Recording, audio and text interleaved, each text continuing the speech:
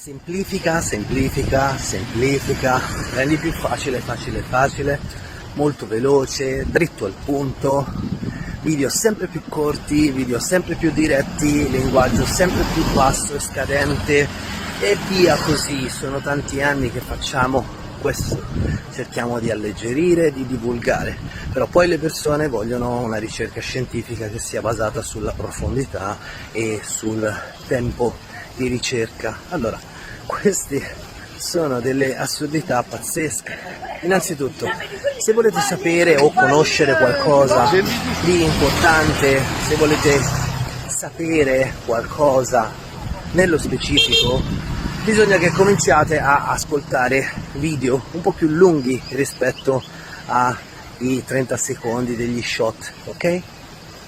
Conferenze, 3-4 conferenze di magari un'ora o 2 ore, ma Caruso, dove troviamo noi questo tempo per acculturarci, per sapere le cose? E allora andiamo su ChatGPT, in 4 righe ci ha già detto che farmaco prendere per il problema che abbiamo, ci ha già detto che cibo mangiare per dimagrire.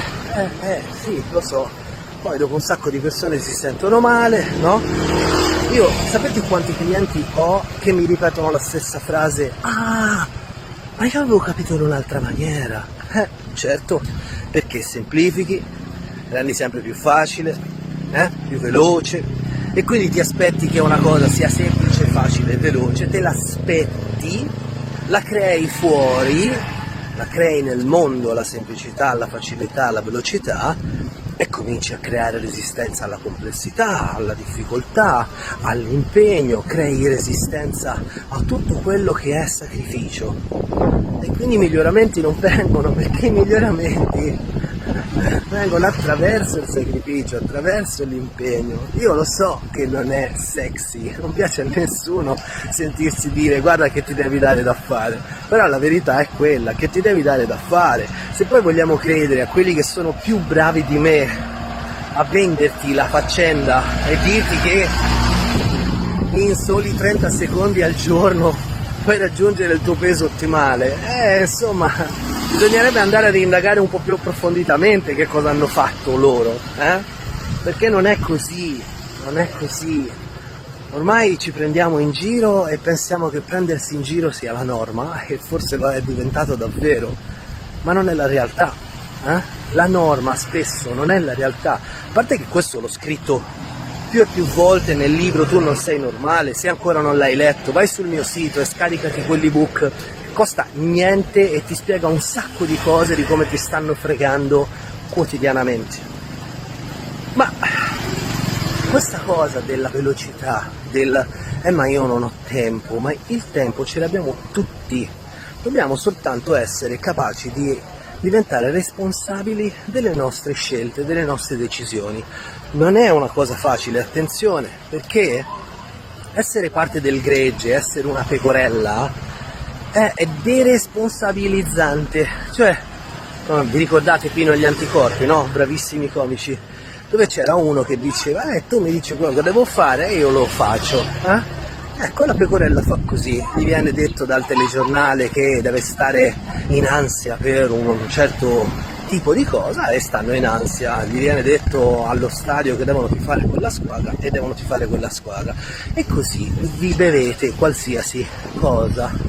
Però se poi volete davvero sapere la verità delle cose, cambiare, migliorare la vostra vita, vi dovete impegnare, e i muscoli dell'impegno, del sacrificio, del sostenere certe abilità non ce li avete, ve li dovete fare, e quindi sentite di partire da zero. E allora ritorna quella famosa frase: ma allora quanto ci vuole? Io credevo che ci volesse solo una sessione, solo un'ipnosi, io credevo che ci volessero 5 minuti.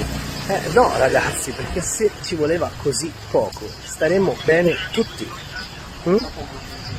Purtroppo la società in cui noi viviamo è una società che ha imparato molto velocemente a lamentarsi perché gli vengono messe davanti delle banalità, delle ovvietà pazzesche, e vogliamo sempre di più e sempre più velocemente, no? Il famoso lo voglio ieri, non lo voglio domani, lo voglio ieri. Contemporaneamente non approfondiamo niente.